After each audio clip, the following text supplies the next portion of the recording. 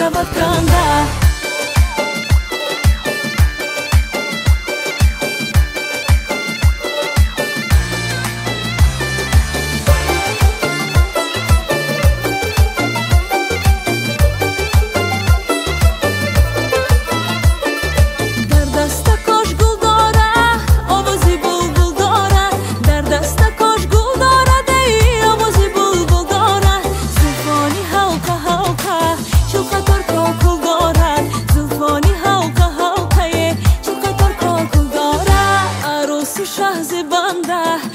دیگر ارزنده بیرقصد و بیخنده غم دل شود کنده عروس و شازه بنده و یک دیگر ارزنده بیرقصد و بیخنده غم دل شود کنده